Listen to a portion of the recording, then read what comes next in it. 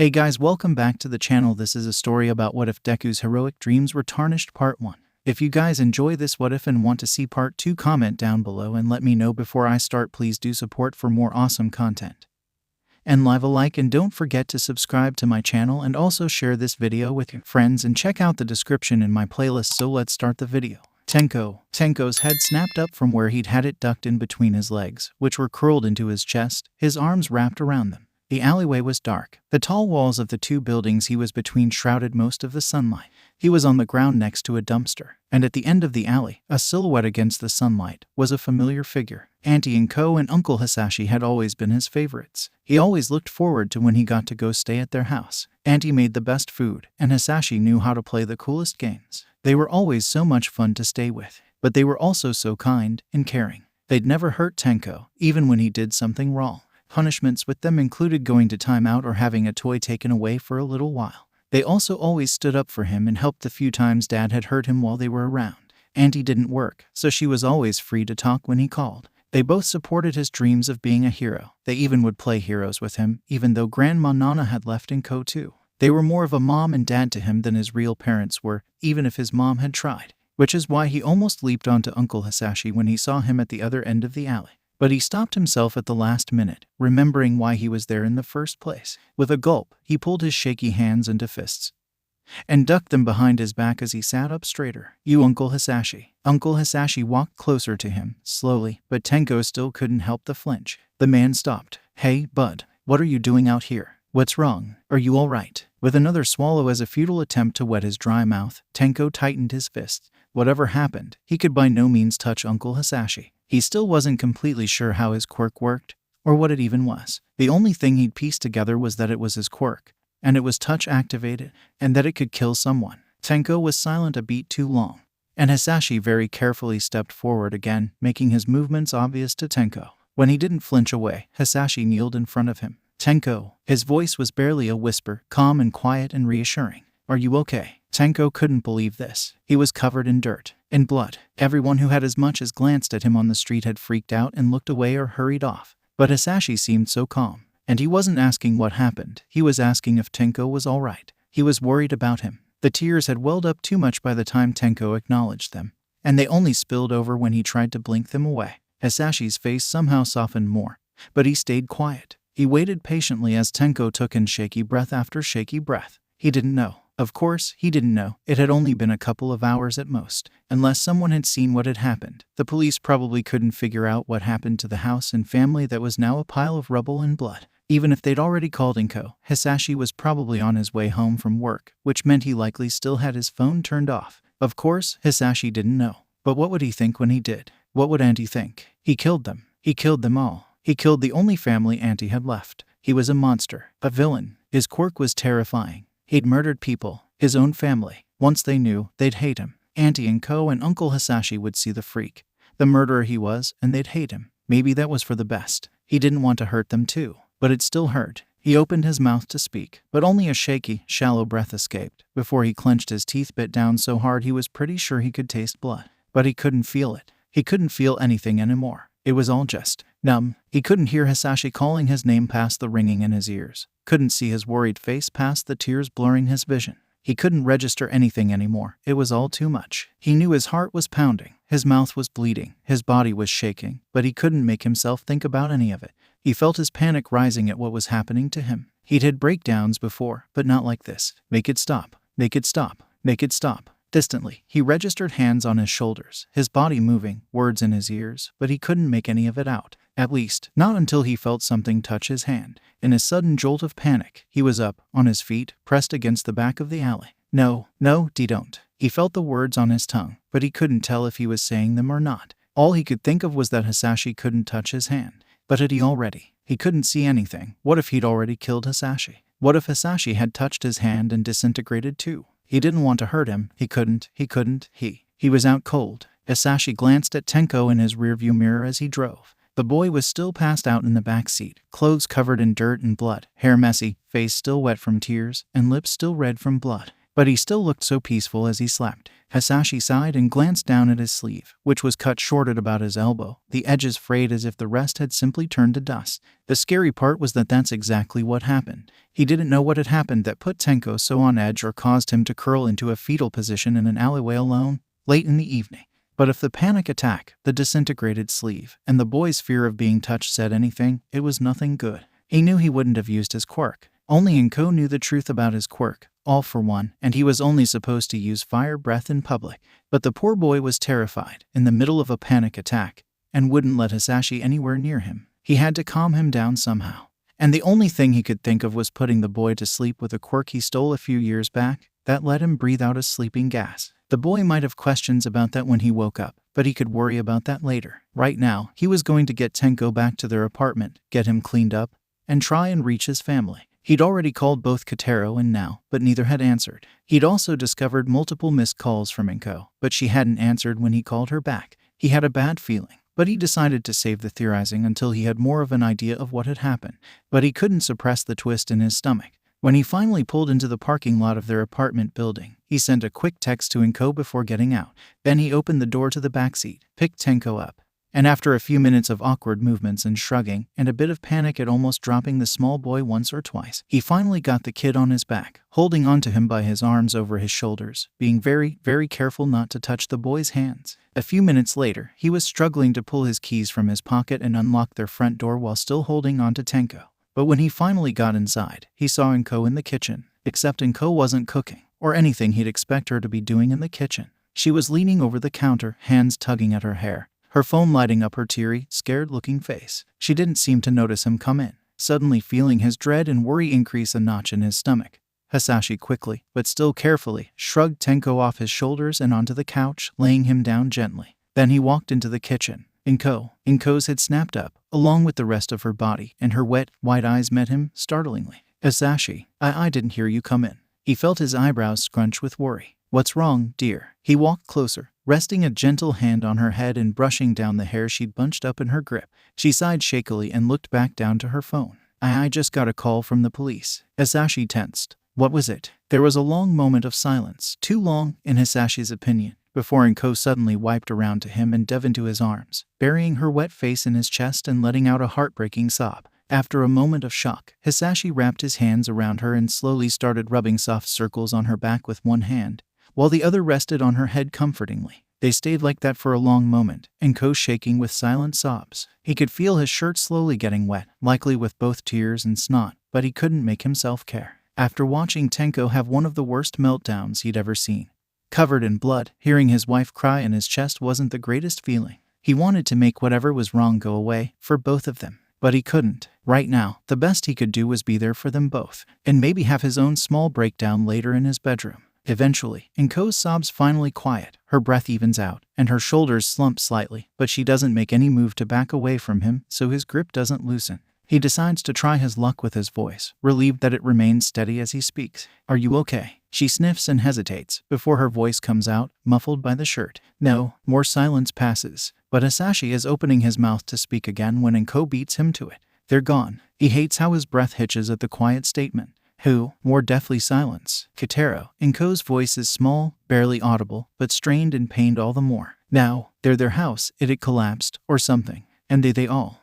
Her voice trailed off into another shaky breath. It was another few minutes before 𝗧𝗓𝗧 realized he was holding his, and let out his own shaky breath. Sure, he'd never liked 𝗃𝗃 much, especially after seeing how unfairly he treated Tenko. But he knew 𝗃𝗃 meant a lot to 𝗏𝗏. After all, he'd been all she had, the two growing up in foster homes together. But he had grown quite a liking to Nao and her parents, and Hana had been just as much like their kid as Tenko. It was a group he'd spent a lot of his time with during the past 6 years they'd been dating and 1 year they'd been married.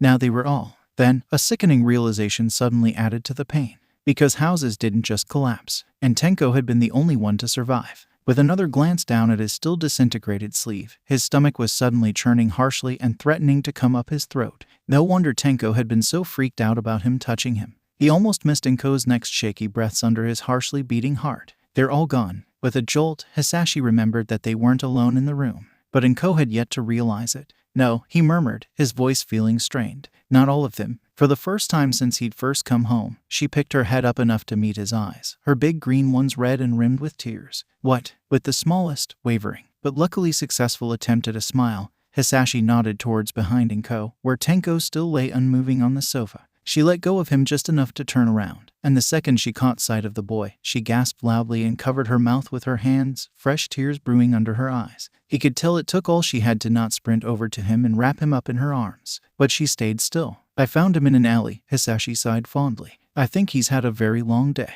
Slowly, 𝗏𝗏 stepped forwards, out of the kitchen, and carefully approached the couch. When she reached the sofa, she sat down on the floor in front of it, facing Tenko's peaceful face. Then she carefully rested her hands on his messy hair and ran them down his head gently, a fond smile on her wet face. A few silent minutes later, Hisashi walked up next to her and rested a hand on her shoulder. How about I make dinner tonight? 𝗏𝗏 chuckled sadly. Last time you did that, I had food poisoning for a week. Hisashi smirked. Take out, then. She nodded. Yushoku's. It's Tenko's favorite. Hisashi hummed in agreement. You two will be fine here alone for a little bit. 𝗏𝗏 hesitated a moment before nodding. We'll be fine. Hisashi sighed fondly. All right then, I'll be back soon. The next time Tenko felt consciousness bleeding back in, he had no clue as to how much time had passed. Heck, he'd had no idea what was happening for longer than he liked to admit. He was still half out of it. He could feel a fuzzy feeling that kind of overwhelmed everything else.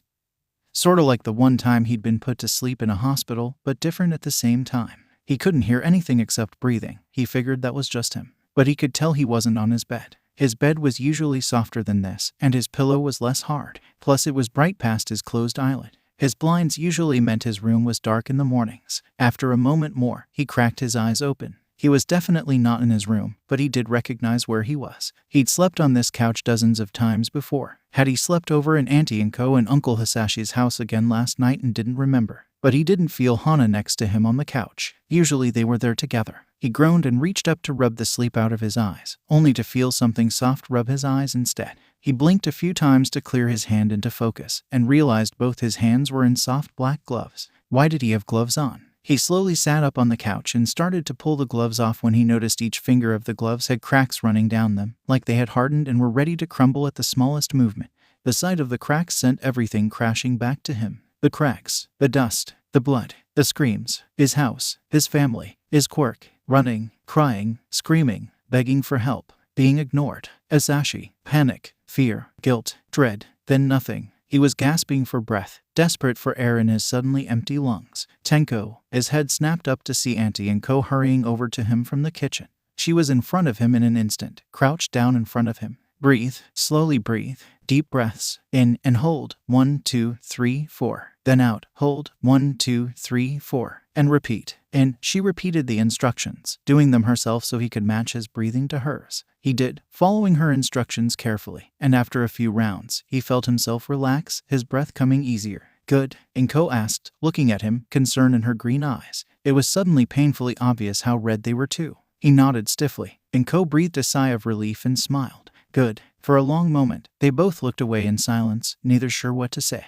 How did Tenko started? Voice scratchy, at the same time as 𝗏𝗏 said, do you? They both paused and then 𝗏𝗏 smiled warmly. Tenko couldn't help but give a shaky smile back, despite the memories of the day still playing in the back of his mind.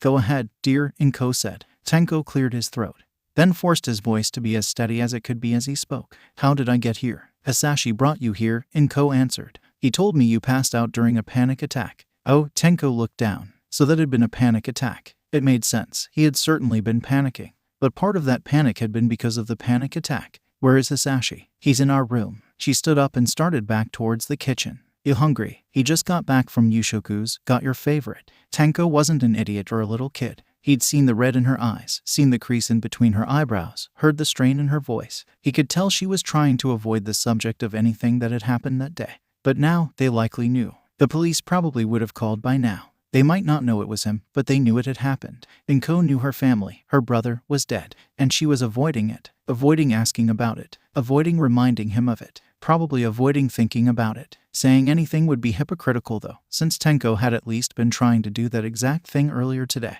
But he had failed. Yes, he found himself mumbling. Yes, please. Then, as she was rustling through some bag in the kitchen, he suddenly about jumped off the couch at a realization. He thought he'd felt Hisashi touch his hand. He thought he might have killed him back in the alley. But if Hisashi brought him back home, then he must have been fine. Something probably just brushed his hand or something. Hisashi was okay. He had to swallow back what probably would have been hysterically relieved laughter from bubbling up and out. He didn't need his aunt and uncle thinking he was crazy too. But he did allow himself to smile and sag in relief. A minute later, 𝐭 came over with a plate of his favorite meal from his favorite restaurant, takoyaki, steaming, likely straight out of the microwave. "It's hot," she warned, setting it on the coffee table in front of him. He could hardly care if it was hot or not. He hadn't realized he was so hungry, but the delicious scent meant his stomach was growling like crazy. He used the chopsticks and dug in, hurriedly blowing on one of the battered balls and shoving it in his mouth. Unfortunately, it was still a bit hot, and he ended making lots of noises while trying to chew it up, being partially dramatic in an attempt to lighten his aunt's mood.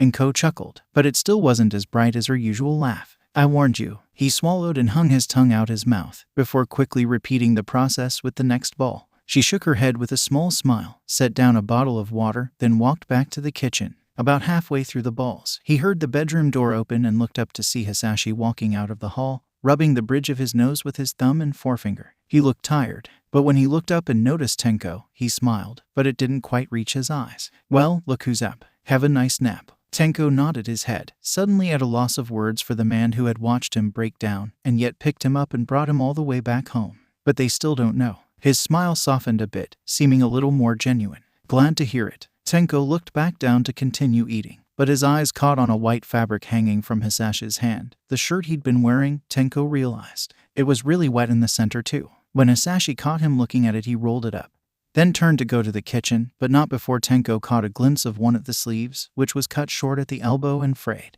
He was certain it hadn't been like that when he'd appeared at the end of the alley. 𝗫𝗏 sucked in a breath and choked on a piece of food as he realized his hand really had grazed something, and had been very close to hitting Hisashi. And now Hisashi knew. After pausing for a moment to be sure 𝗫𝗏 was all right, Hisashi quickly walked into the kitchen. 𝗫𝗏 watched as he unthinkingly tossed the shirt into the trash can and turned to 𝗏𝗏. He looked back down at his plate and quickly shoved another ball in his mouth, now cooled off much more but not yet cold. He really needed to apologize to him later and thank him for helping him. But did this mean 𝗏𝗏 knew too? He wasn't sure, but he didn't want to say anything around her, just in case. "How are you doing?" he heard Hisashi ask 𝗏𝗏 quietly. Well, that verified it. They'd heard. 𝗏𝗏 sighed, weary and tired. I don't know, Hisashi. If you need to go, I can. I'm fine." 𝗫𝗏 had never heard his aunt snap before, so he jumped slightly at the volume. "Sorry, I'll have time to process tonight. Hisashi, right now, I need to." There's a long moment of silence as 𝗫𝗏 chews. He didn't look up from his plate, but he assumed there was some sort of silent conversation going on between them. For some reason that was common among people who were married. His parents and grandparents had done it too. Then, finally, Hisashi seems to be the one to cave and sigh. "Fine, just don't overdo it. You're hurting too." 𝗫𝗏 assumed 𝗏𝗏 nodded because he didn't hear anything else. He'd finished his plate, so he took the moment to pick it up and carry it into the kitchen. 𝗫𝗏 looked up at Hisashi as he rinsed the plate off quickly in the sink. Hisashi didn't call him by his name often. It was usually kid or some variation, or sometimes 𝗫𝗏s or 𝗏𝗏. "Yeah, feel free to say no." He sounded serious, but not stern. "Careful, but caring. But would you like to talk in our room? Me and you?" 𝗫𝗏 slowly set the plate down in the sink as he thought. Truthfully, no, he didn't want to talk. He didn't want to talk about anything or think about anything. He'd had plenty of time to process everything that had happened during the few hours he'd been walking down the street. He didn't feel like telling anybody about the day's events, even if Hisashi had likely already pieced a lot together. But he knew he needed to. He knew Hisashi deserved an explanation. They both did, especially being that it was 𝗏𝗏's family too. But for now, Hisashi was offering for just the two of them. It also might be a little nice to have something off his shoulders. Besides, if Hisashi didn't hate him yet, surely it wouldn't be that bad. That didn't help the lump in his throat though, keeping him from getting any words out. So he just nodded as he turned to Hisashi, but kept his eyes on the ground. Hisashi didn't say anything, just stood up and made his way through the kitchen, and 𝗫𝗏 followed. The man kissed 𝗏𝗏 on the top of the head as he passed, and 𝗫𝗏 saw him give her hand a reassuring squeeze before leaving the kitchen. When 𝗫𝗏 passed by, 𝗏𝗏 smiled at him tiredly and ruffled his hair. They walked into the bedroom and Hisashi closed the door behind 𝗫𝗏. Then, in silence, the man moved and lowered down on the edge of the bed, then pat the spot next to him, gesturing for 𝗫𝗏 to come to sit. They sat there for a moment in silence. It was tense, but not uncomfortable. It was almost comforting just having his presence there. "Are you okay?" Hisashi finally asked, his voice calm and quiet. The question was asked in a way that said he didn't have to answer, But if he did, he had to be honest. Tenko hesitated for a long minute before mumbling an answer. Not really, no. That's okay, was all the response he got. Another long silence passed. Tenko started fidgeting with his gloves. Even though they had cracks, they'd surprisingly held up so far. It wasn't your fault, you know. The words are so quiet and unbelievable that, for a second, Tenko thought he'd imagined them. But when he looked up and met his uncle's eyes, he smiled sadly. You did nothing wrong. Tenko hated the laugh that bubbled up from his chest. The hard, loud, disbelieving laugh. Did nothing wrong, he repeated, a solemn sarcasm in his voice. Sure, I'm serious. Hisashi's voice was still serious, yet comforting, but it was somehow even more strained than before. It hurt to hear. When Tenko didn't respond, Hisashi looked him up and down, pausing at the gloves. Do you feel comfortable enough for me to hug you yet? Tenko looked up at him, then back down at his gloves. They hadn't done anything to the chopsticks while he was eating. But still, he glanced around and caught sight of a pen on the nightstand. Gloves still on but cracked, he reached over and picked up the pen, with all 5 fingers just in case. But nothing happened. The gloves held strong, and although the cracks grew slightly, the pen was fine. So, still hesitantly, he straightened back up and didn't even bother nodding or responding before leaning against Hisashi's side. Hisashi took that as his cue and wrapped his arms around him. But he still kept his arms in front of him, away from his uncle. You couldn't have known, Hisashi said, resting his cheek on the top of his head. No one could have known. It wasn't your fault. But I should have realized. Tenko felt his fists clench in his lap. I should have realized what was happening when I killed Mon. He hated how his voice cracked. Hisashi's hand ran down Tenko's hair. You were panicking. No one would have been able to think clearly after that. I grabbed her. Tenko curled in on himself and he felt tears creep up his eyes as he let himself remember in detail the day's events. I grabbed her, Hisashi. I grabbed Hana on purpose. Hisashi's hand tensed on his head, not angrily, but almost protectively. And his voice came out in a small, pained, but determined whisper. You didn't know. You didn't mean to. I know you didn't. You were scared. You wanted her. You didn't know what would happen. A small sob escaped Tenko's lips. You didn't mean to kill anyone. But I did. Tenko didn't mean to raise his voice, didn't mean to start gripping onto Hisashi's shirt with his gloved hand, but he did. And he couldn't make himself let go. He did, however, lower his voice. I did mean to. Hisashi froze. What do you mean? This was it. He had to tell him now. Hisashi would find out what he did, find out how evil he was. Then he'd hate him. He'd tell 𝐭. And 𝐭 would hate him for what he did to her brother. But what choice did he have? At least he wouldn't have it pounding on his chest anymore. I grabbed Dad on purpose, he mumbled, his voice barely audible under his breath. He came out after everyone else was I knew by that point what was happening. He hit me with a shovel, I got mad, and His voice was gone. He couldn't form any more words, so he let his voice fall into more sobs. Hisashi was silent for a long time, still holding Tenko in his tense arms as he cried. The silence was horrible. Tenko couldn't stand not knowing what he would say, even if he already had a pretty good idea. He'd call him a murderer, tell him to get out of his house, hit him maybe. He'd lose the only family he had left. Why had he told him? Why didn't he just lie and play it all off as an accident? How could he be so stupid? They were going to hate him now, he just knew it. He heard Hisashi draw in a slow breath to speak, and he felt his whole body tense, preparing for the words he was sure would come. He hit you with a shovel. Tenko's head snapped up incredulously. That's what you got out of that? Hisashi ignored the question and pulled him back into his chest tightly. Are you okay? Where'd he hit you? Tenko spent a long moment opening and closing his mouth, unable to form words in his shock. Finally, after swallowing thickly, he whispered, You're not angry. Tenko. Hisashi rubbed slow circles into his back. No, I'm not. Tenko tensed. Why don't you hate me? I killed him. You were a panicked child who had just watched your family turn to dust. Maybe somewhere in your mind, you knew what was happening. But no one could be expected to be thinking clearly at that moment. He hurt you, you wanted him gone. You were acting on instinct by that point. It wasn't your fault. Tenko hadn't realized he'd been holding his breath until his chest began to burn. As he forced himself to suck in a breath, he realized exactly how wet his face was. It felt good, he mumbled regretfully, able to hear the pain in his voice. Hisashi hesitated just barely before asking, Does it still feel good?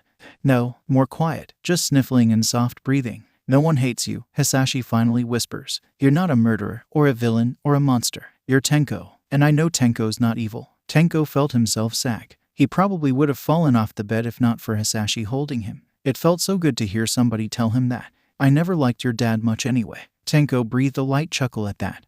Then the two fell into another long silence. But this time, it wasn't tense or uncomfortable. It was just them, holding each other close for comfort that could be going both ways. I'm sorry, Tenko finally whispered. I know, Hisashi whispered back. resting his face in Tenko's still dirty hair, muffling his voice slightly. I know. Do we have to tell Auntie and Co about any of this? Only when you're ready. Thank you for everything. I'm always here, bud. And Co too. Tenko hummed his acknowledgement but didn't speak, instead closing his eyes in Hisashi's chest. Don't fall asleep. The man's chest shook with a chuckle. You still need a shower. Tenko groaned, but in reality, he'd never felt more relieved. Hisashi closed the apartment's front door behind him as he stepped inside and slipped his shoes off. Tenko was sitting on the couch of the living room, playing games on the console Ko had gotten him the day before. Hey, Uncle Hisashi, he said, not looking up from whatever he was so focused on. Hisashi smiled fondly. Hey, kid. He flopped down on the couch next to him, making Tenko grunt at the movement but not look up.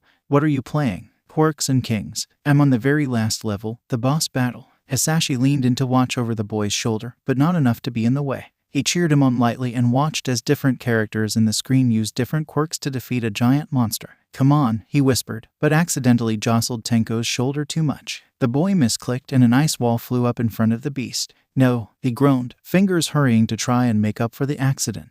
I needed to save that move. The beast roared and the ice wall came crashing down with the noise. A few seconds later, the words game over flashed across a picture of his now dead character. Tenko turned and narrowed his eyes in a glare at Hisashi. Hisashi raised his hands in surrender. Hey, it was an accident. Tenko grabbed and flung a pillow at Hisashi's head, who grunted at the sudden impact. Then, after recovering from a split moment of surprise, Hisashi grabbed his own pillow and smirked. Oh, you're on. They were about 5 minutes into their pillow war, on the floor beside the couch, and had pillows scattered all about the room by the time Ko walked in from the bathroom. At first, neither noticed her, too busy tackling one another to the ground and using cushions to soften or worsen blows. It wasn't until they heard her laugh, a broken and crackly sound, nothing like her usual cheerful tone, that they both looked up at her and realized she'd been crying. Hisashi was at her in an instant. Tenko sat up and watched, seeming to want to do the same, but eventually thought better of it and instead turned to pick up the scattered pillows and cushions, but most definitely still listening.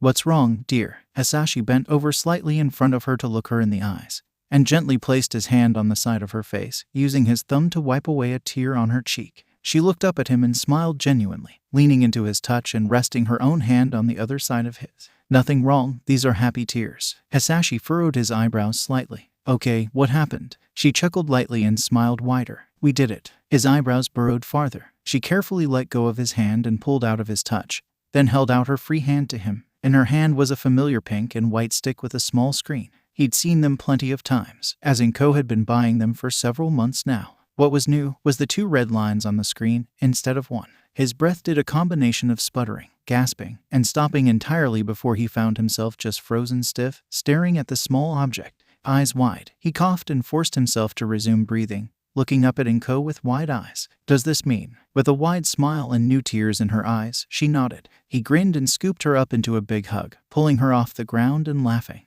Yes, yes, yes, yes. Hisashi set Ko down but kept his arms wrapped around her tight as Tenko approached. What's going on? He seemed slightly weary, but Ko and Hisashi just grinned at each other. Ko pulled away from Hisashi and, still with tears in her eyes and on her cheeks, crouched down to be eye level with Tenko. Tenko, dear, you're going to be a big brother. Tenko was dead. Him, a big brother. What the heck? He was always the youngest. The younger brother, the baby. Now he was supposed to be the older one. He didn't know the first thing about being the older one. Was he going to have to help take care of a baby? Wait, was he going to have to help change diapers? Hana said that what she had to do with him and that it was disgusting. He didn't want to touch poop. Some of his emotions must have spilled into his expression because Ko suddenly looked worried. Or an older cousin, if we're going by blood. But yeah. What do you think? Will I have to touch poop? She blinked at him and Hisashi snorted in the background. What? She asked. Hana said she had to help change my diaper and that it was really gross. Will I have to? Hisashi laughed harder and Ko smiled. No, me and Hisashi can do that. Oh, Tenko breathed. Well then, if they were pushing aside the whole poop thing. He grinned. That's awesome. You guys are having a baby. Ko sagged in visible relief and smiled, cheeks still stained with tears. Yes, dear. Will it be a boy or a girl? He asked eagerly. Hisashi, still chuckling, stepped closer. We don't know yet. We'll have to wait and see. Aw, you guys don't get to pick.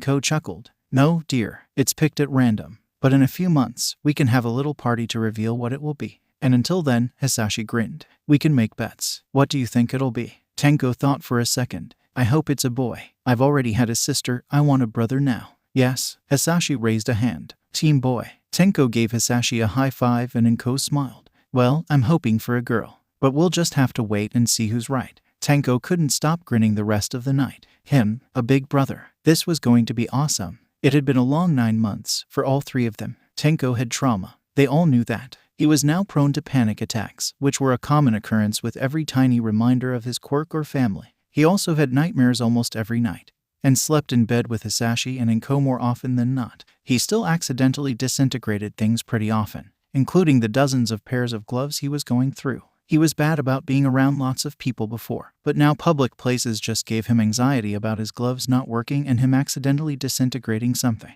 or even someone. Taking all of this into account, including the fact that Hisashi had to be at work all day and 𝐭 didn't need to be home alone all the time as her pregnancy got worse, they decided that homeschooling would be the best option for now. But they would wait until after the pregnancy was over to add that onto 𝐭's plate. They also, after warming Tenko up to the idea and reassuring him that professionals could handle his quirk, put him into quirk counseling and therapy. Tenko had gotten to meet some friends of 𝐭 and Hisashi's and their newborn son one day, Mitsuki and Masaru Bakugo and their son Katsuki. They had been pretty nice, even if he was nervous and quiet the whole time. But the baby had tried to slap him when they first met, and Tenko had accidentally disintegrated his pacifier, which meant the baby was crying the rest of the time. So the baby might hate him already. 𝐭 had started pregnancy symptoms about 2 months in. She'd become too tired to perform regular tasks. She felt sick all the time and went back and forth between struggling to eat and wanting to eat until she exploded. She also kept having the weirdest cravings, things like pickles and spray on cheese, or rice and mayo. The only real moment of peace for everyone was the small gender reveal party with the Bakugos. Mitsuki had made a cake with either pink or blue coloring on the inside. Blue meaning a boy and pink meaning a girl. They'd been planning to cut into it, but Tenko had been too excited and ended up slamming his hands into the cake. But before he pulled apart, he'd stopped and turned to 𝐭 and Hisashi, gesturing for them to join him. After a moment's hesitance, both parents stuck their hands in with Tenko's, and they all pulled apart at the same time. To Tenko and Hisashi's complete delight, the inside was a beautiful sky blue. After that, with 𝐭's pain and fatigue getting worse, Tenko started having to help out with chores and things around the house. 𝐭 taught him how to cook a few simple things, and showed him how to do the laundry and dishes. He liked being able to help out, but he didn't like knowing he needed to. Hisashi, due to the fact that they now had one, and were about to have 2 new mouths to feed, started having to take on more hours at his job, meaning he left earlier and stayed later. He always tried to be home for dinner, but more often than not was too tired to do much after, including playing with Tenko. And that wasn't even considering the stress of the night that Tenko had woke up to the sound of 𝐭 screaming in bed next to him. Not even an hour later, he was sobbing in fear on the Bakugo's couch after being given the fastest explanation by a panicked Hisashi while 𝐭 screamed in the background. The Bakugos had been trying to calm him down since they picked him up from the apartment after Hisashi called them at 3 in the morning, to no avail, while their own child cried at the sound of another child crying. Long story short, it was chaos for everyone involved, but it had all been worth it after Tenko had been given a proper explanation the next morning once everyone was calm, and they got to go visit them at the hospital after the baby was born that afternoon. Tenko was the first to burst into the waiting room of the hospital, excitedly scanning each of the numbered doors along the hall ahead, quickly followed by the woman he'd learned to call Auntie Mitsuki after her and Masaru coming to their house and helping out more than once during the last few months. The receptionists had told them that his aunt and uncle were in room 210, 206, 207, 208. With a squeal, he rushed forwards towards the destined door the second he saw it. Before he could reach the door, though, he was grabbed by the wrist and hoisted up into strong arms. "Slow down there, little guy," Auntie Mitsuki shook with a chuckle. "We have to check with the nurse to be sure 𝐭's all right with us coming in." Tenko pouted but didn't resist as he was carried back towards the desk at the front of the waiting room. "Excuse me," Auntie Mitsuki asked. The woman hiding the desk, with what looked like a squirrel mutation, being her large, curled fluffy tail and buck teeth peeking out from her mouth, turned to her. "Hi, is room 210 accepting visitors?" "Oh, I can go check for you," the woman smiled, stepping out from behind the desk. "Give me just a moment." The squirrel woman disappeared into the room without another word, leaving Tenko and Auntie Mitsuki in the waiting room.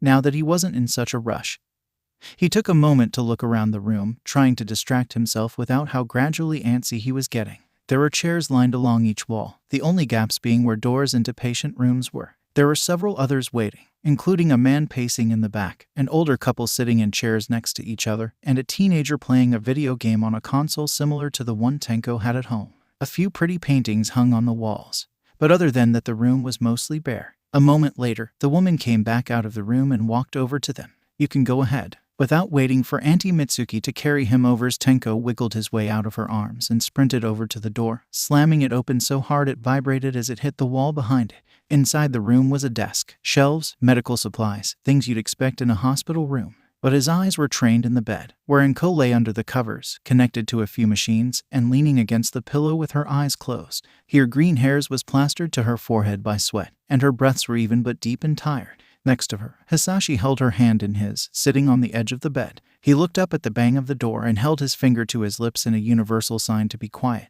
But there was amusement in his eyes, and tears. "I'm not asleep, Hisashi." 𝐭's voice was quiet and raspy, like it was tired, probably from all the screaming she'd undoubtedly been doing. Her green eyes opened slowly and met Tenko's, and she smiled. "Hey, Tenko." Feeling the tears rimming his eyes again, he walked up and climbed onto the bed with Hisashi's help, laying down beside 𝐭 and wrapping his arms around him. 𝐭 reached over and pulled him closer. "I'm sorry for scaring you, dear." "It's okay," Tenko sniffed, looking up at her. "Are you okay now?" She smiled at him. "Much better, just tired." Tenko nodded and cuddled in closer, the screams that had been playing on repeat in his head finally fading. 𝐭 was okay. Then, with a start, Tenko suddenly remembered the reason they were there in the first place. He sat up and glanced around the bed, then looked between 𝐭 and Hisashi with wide eyes. "Where?" asked the baby. Both parents smiled at each other. They had to bring him back to do some testing. "He'll be back in a few minutes for you to meet him," Hisashi answered after a moment. Tenko nodded. "Have you guys picked out a name?" 𝐭 nodded. "We'll tell you when he gets here." Tenko pouted and was about to protest, but was interrupted by a voice in the door. "Can the bestie interrupt?" All heads spun to see Auntie Mitsuki smirking, leaning against the door frame. 𝐭 smiled and sat up a bit straighter, wincing slightly at the movement. "Of course, Mitsuki." The blonde's expression softened a bit as she stepped inside. "How are you, 𝐭?" "Exhausted," 𝐭 groaned, letting her head fall against her pillow. Mitsuki chuckled. "Well, the worst of it is over, I can give you that much reassurance. But I was still sore and tired for weeks after at least." 𝐭 sighed. "Thanks. How's the baby?" "Doctor said he's healthy," Hisashi spoke up. "Just took him back for some last checkups. Then we can take him home when we're ready." "Glad to hear it," Mitsuki smiled. "How was your night?" Hisashi ruffled Tenko's hair cheerily, but likely asked after noticing Mitsuki's deep eye bags. She'd already been exhausted from taking care of a newborn baby. "Hope this little monster wasn't too much chaos." Mitsuki chuckled lightly as Tenko huffed. "Well, can't say anyone got much sleep, but you can't really blame him for that. He was really scared." Tenko kept his eyes down to where he was playing with 𝐭's hand, but he could feel the concerned looks from his aunt and uncle. "Thank you for taking care of him," 𝐭 sighed, sounding tired and weary. Mitsuki waved her off. "Oh, it was no big deal. Nothing worse than the last few months." Before anyone could say any more, a nurse with bright blue hair and matching eyes stepped inside, cradling what looked like a wad of blankets like it was a baby or something. Tenko almost slapped his forehead. That probably was a baby. Mitsuki stepped away back towards the door. "I'll let you three have a moment." After she left, the nurse approached the bedside with a smile. "Would you like to hold him, ma'am?" 𝐭 was grinning from ear to ear as she nodded. Hisashi tugged at Tenko's arm, and Tenko crawled off the bed as the nurse carefully lowered the blankets into 𝐭's slightly shaky arms. Tenko watched with wide eyes from Hisashi's lap, trying, and failing, to stretch his neck high enough to see the tiny person in the bundle. The nurse, deciding to leave the family alone for a moment, quietly excused herself and left the room. 𝐭 looked down at the bundle with tears eyes and a wobbly smile. Hisashi lowered Tenko and stood up, leaning in and wrapping an arm around 𝐭 as he smiled down at the bundle too. "Hiya, little guy," Hisashi whispered, frustrated at being too short to see. Tenko, with a grunt, pulled himself up on the bed and crawled over, with a light chuckle as she glanced up at Tenko. 𝐭 lowered the baby a bit more so Tenko could more easily see the baby, practically buried in the midst of bunched fabric, a tiny face with pink, squishy-looking cheeks lay. His eyes were closed, and his small mouth hung just barely open, breathing quietly, peeking just over his forehead. The first strands of undoubtedly bright green hair peeked out. With one deep breath in, the baby shuffled slightly. A tiny, fragile-sounding noise came with his breath out. At the moment, he wasn't sure how to feel. He was incredibly awed by the adorableness of the small face and even smaller noise. But he was also suddenly overwhelmed with sadness as he thought of how much Hana and his mother would have squealed and fussed over the small person. He felt a sudden anger and protectiveness at the thought of anyone ever doing to this innocent being what his father did to him. And he had a sudden sense of dread and fear at the idea that Hisashi and 𝐭 now had another child. A new child. A child of their own. What if they decided they didn't need him anymore? What if they started ignoring him in favor of their own child? 1,000 thoughts and emotions that were less than fun buzzed around his brain as he stared at the small face. Silent seconds ticked by, and Tenko lost track of how much time passed by. Seconds, minutes, surely not hours. He didn't snap out of it until there was a sudden movement in the small face. The button nose scrunched up and the mouth closed. A small squeak came out. Then there were eyes blinking up at him drearily. Big, round, emerald green eyes, just like his mother's, but the same piercing gaze that said you had every ounce of his attention as his father's. Tenko blinked back in surprise. Something about the perfect combination, the pure innocence in the gaze, the immediate trust that grew with every lazy blink, had all those fears and doubts out of his head as fast as they appeared. Something about the small smile that scrunched the cheeks underneath wide, happy eyes told Tenko everything would be all right, and had tears in his own eyes. And for the first time in maybe his whole life, they weren't tears of fear or sadness. They were the happiest tears he'd ever cried. This tiny person was a part of his family. He would grow to be his little brother, a child he was supposed to care for and protect, which was an idea even scarier than his quirk. And yet those bright green eyes were smiling like the world was perfect. Because right now, for the baby, the world really was perfect. This was perfect. And at that moment, he silently promised himself that he would do everything in his power to make sure things stayed that way for his little being. When he heard 𝐭𝐸𝐲's voice tell him the name, her voice laced with tears of her own, he felt a smile on his face stretch wider than it had in a long time. "Welcome to the family, Izuku," he whispered, not sure if his voice could go any louder right now. This was his little brother, Izuku Midoriya. The name 𝗵𝗲 had a complicated past. It started as the name of a well-known and well-loved hero, a powerful one at that, but one who abandoned her children when they were young. Then it became the name of two lost children, who for years went from home to home, but always stuck together. Then it was the name of an abusive father, a man who hated his son almost as much as he'd hated his mother. And now it was once again owned solely by a small child, one who no longer wanted anything to do with that name or what it tied him to.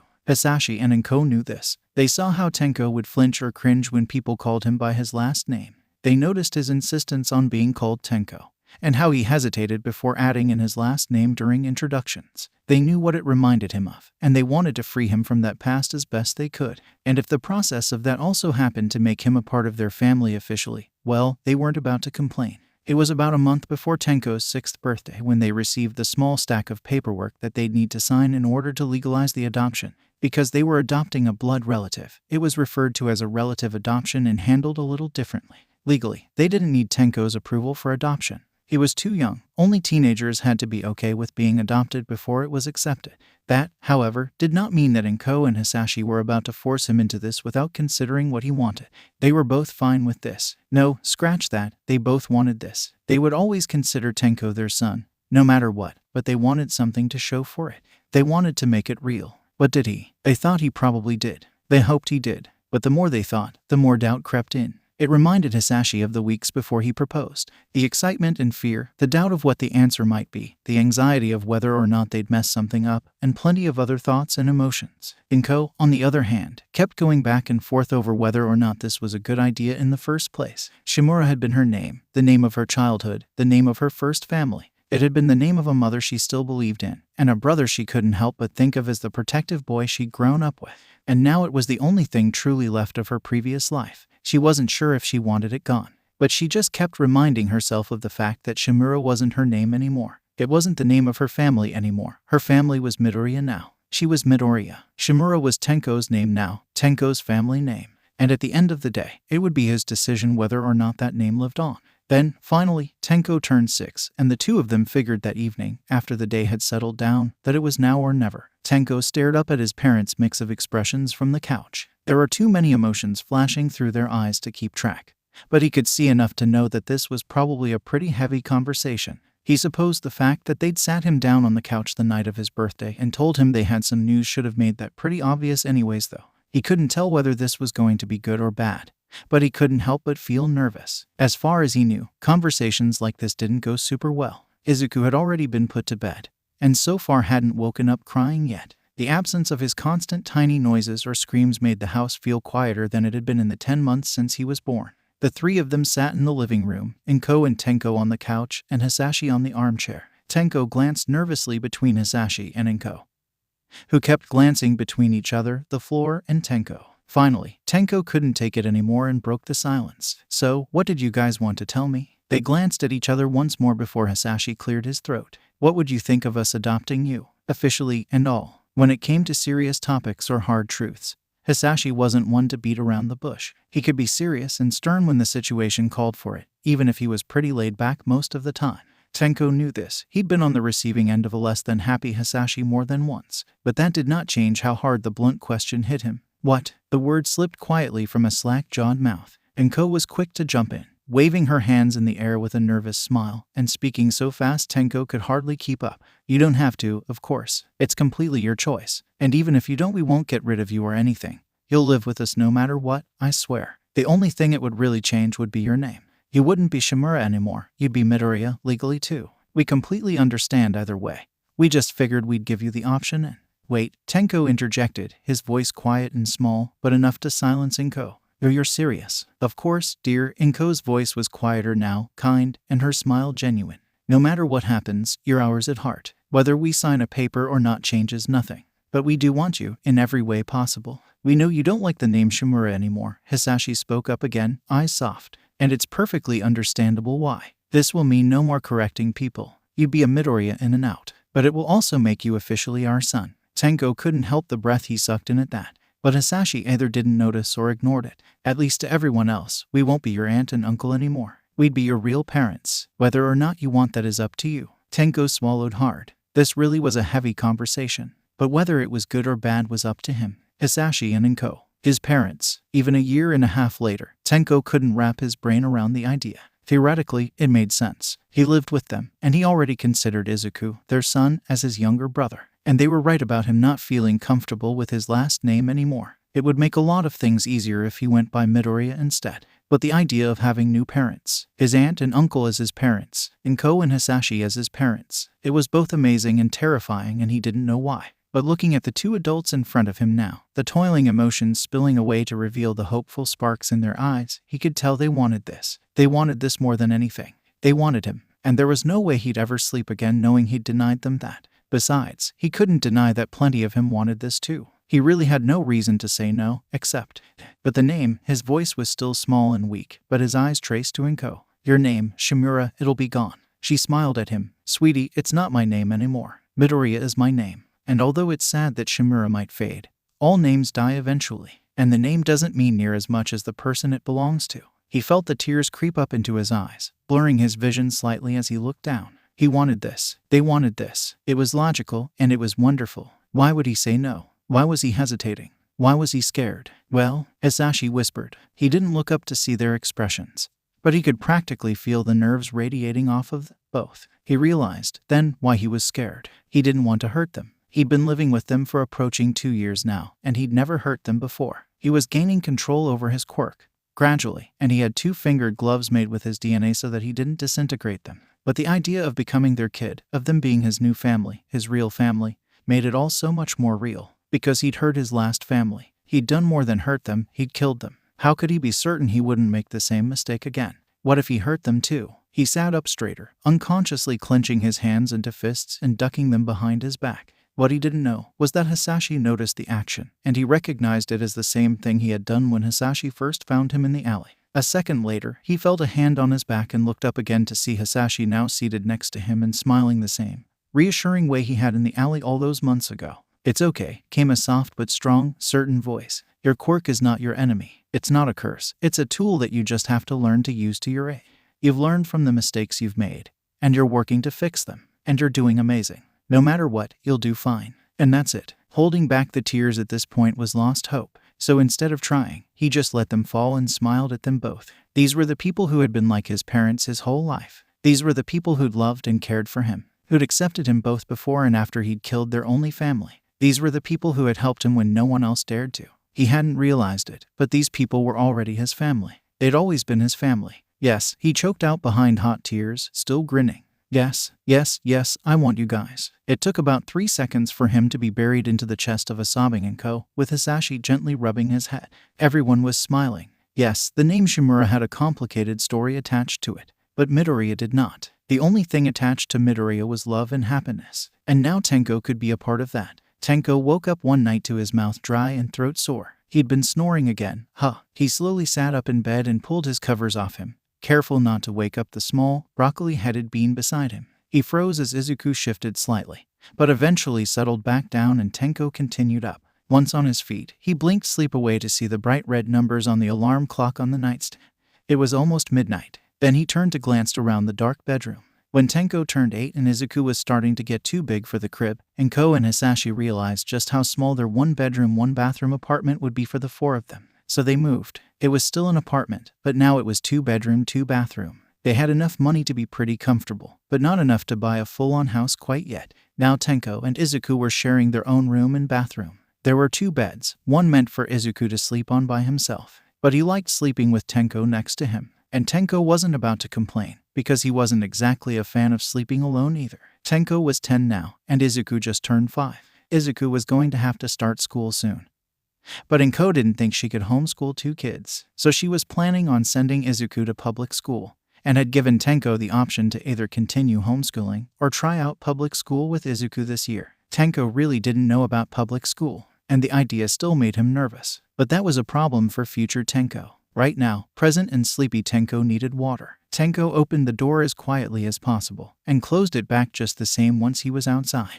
Then he walked out and into the kitchen. He flipped on the light switch and blinked at the sudden flood of light in his eyes. Once his eyes were adjusted though, he walked over to the cabinet, pulled out a glass, and filled it with water from the sink. He was about to flip the light switch off, holding the glass, when he heard hushed voices from 𝗏𝐽 and 𝐵𝑆𝑎SHI's bedroom. He glanced down and noticed their light was on under their door. What could this late-night conversation be about? Curious, he stepped forward and leaned in close to the door to hear. They're allowed to like and be whatever they want. He heard 𝗏𝐽's voice mutter, quiet but stern, reprimanding, maybe. I know, 𝗧𝗏𝗧𝗏 reassured. I know that, and I don't plan on doing anything to stop them or make them think I don't approve, especially not after how Kotaro treated Tenko for liking heroes. Tenko felt his muscles tense at the mention of his father's name. 𝗧𝗏𝗧𝗏 continued, quieter. Doesn't mean I like it though. 𝗏𝐽 sighed from behind the door, and there was sound of movement before she spoke again. I know, dear, but your opinions on heroes do not decide theirs. They're not opinions, they're facts, 𝗧𝗏𝗧𝗏 almost growled back. Heroes are untrustworthy, and most of them are corrupt anyways. I hate those heroes, especially All Might, but they know Izuku idolizes that idiot. Tenko's eyebrows raised. This was new. He'd overheard conversations between them that he wasn't supposed to before. Conversations where they talked about 𝗧𝗏𝗧𝗏's work using words like missions and multiple quirks like they were normal, even though 𝗧𝗏𝗧𝗏 supposedly was just a businessman. He'd seen things he knew he shouldn't have, like how 𝗧𝗏𝗧𝗏 sometimes came home with blood stains he tried to hide, or how he would sometimes do or see things he definitely shouldn't have with just a fire-breathing quirk. Tenko knew something was up, but it meant that weird occurrences and conversations that opened up more questions than they answered were nothing new, if the last 5 years had anything to say about it. But 𝗧𝗏𝗧𝗏 hating heroes. This was new, but it's not like I can just tell them any of that, now is it? 𝗧𝗏𝗧𝗏 grumbled. Another sigh from 𝗏𝐽. You can't control them. I'm not controlling them, I'm trying to protect them. Tenko guessed 𝗏𝐽 made a face, cause no words were exchanged for a long moment. Then 𝗧𝗏𝗧𝗏 sighed. What are we gonna do when they find out? What? 𝗧𝗏𝗧𝗏 sounded surprised. I said, 𝗏𝐽 repeated, what are we gonna do when they found out? The boys. What makes you think they'll find out? 𝗧𝗏𝗧𝗏 eventually asked. Well, you'll have to fight All Might eventually, won't you? 𝗏𝐽 said. And then his successor. That'll most likely be in their lives, especially All Might, probably in the next few years, being how old he's getting. Tenko found himself frozen against the door. Fight. All Might. What? So, 𝗏𝐽 continued, what do we do when they find out? How will we explain? Do you have some excuse? Find out what? Tenko had never before so badly wanted an explanation to one of these mysteries. 𝗧𝗏𝗧𝗏 sighed again. I'd like to say that I do, or that we could come up with one. But with how powerful All Might is, and with how much older I'm getting, my quirks don't make me invincible. All Might is different from any of the past successors. I don't know if I'll be able to win against him when the time does come. What? 𝗏𝐽 echoed Tenko's thought out loud, but barely audible. What? I think, 𝗧𝗏𝗧𝗏 continued quietly, I hope that Garaki will be able to sustain any injuries I receive, that I won't get killed or arrested. But at this point, All Might's a wild card. I don't know what to expect with him, what quirks I'll need. For the first time, I'm not certain all for one will be enough. Tenko didn't hear anything else after that. He numbly stepped away from the door, flipped the light off, and walked back to his bedroom, crawling into bed and burying himself in the covers. He wished more than anything that he hadn't heard that conversation. It was about a week of observing, contemplating, and repeating all the information he'd overheard before and during that conversation, before Tenko finally built up the courage to say something. He had to say something. For one, 𝗧𝗏𝗧𝗏 had been talking about fighting the #1 hero, about possibly dying or getting arrested from fighting the #1 hero. He was talking about past fights like he'd done this dozens of times before. He was again talking about multiple quirks like he had hundreds at his disposal. What were they talking about? Trying to explain if Tenko and Izuku ever found out. Why did Hisashi hate heroes so much? Why was he about to fight one? How many had he fought before? What was all for one? If he didn't get answers, if he didn't figure out what was going on sooner rather than later, he was going to explode. So yes, late one night, after Izuku had gone to bed and while the rest of them were cleaning up from dinner, Tenko decided now was when he needed to speak up. Mom, Dad. Tenko still wasn't entirely comfortable using the titles. They still reminded him of the first people he'd called those names too much, so it was rare for him to call them that. And that's why he used them. It snapped both adults to attention immediately.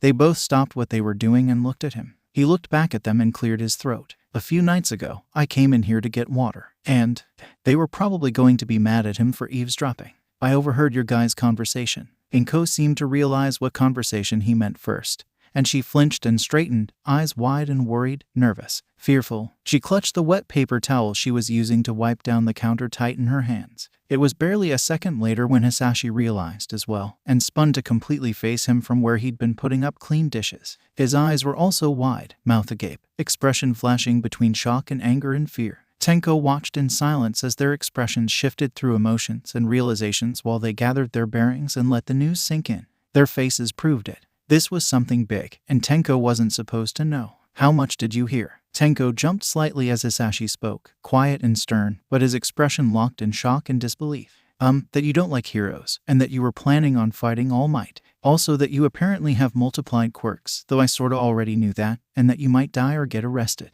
How? Hisashi yelled. How would you have already known that? Tenko flinched at the yell, and 𝗵𝗃 put a hand on Hisashi's shoulder. Dear, calm down. Hisashi must have seen something on Tenko's face, because his expression almost immediately softened and he slumped, sigh. Sorry, but really, how did you know? Tenko looked down and started fidgeting with the glove covering his ring finger and pinky. It wasn't the first time I overheard you guys talking or saw something I wasn't supposed to. Hisashi sighed heavily and turned towards the living room. He sounded tired when he spoke. Come on, you're gonna explain to us what all you already know. It took about an hour and a half for everything to get cleared up. At least half of that was spent answering Tenko's many questions the best way they could without flat out telling him. But Tenko still got enough out of them to understand. And Hisashi was panicking. Just a bit. You're a villain, Tenko whispered, as if the topic was too fragile for him to speak any louder. Hisashi didn't meet his eyes. He wasn't ashamed of his choice to become a villain. He didn't think it was wrong. He believed firmly in his reasonings and goals. But he was worried of what Tenko thought. This could easily break their relationship entirely. Besides, why would Tenko be okay with a villain as his father? But still, he admitted, I am. 𝗵𝗃 was glancing between the two nervously, her hands fidgeting in her lap. Tenko just stared at Hisashi in shock, unmoving. Hisashi scanned the boy's eyes, desperate for something that would show what Tenko was thinking.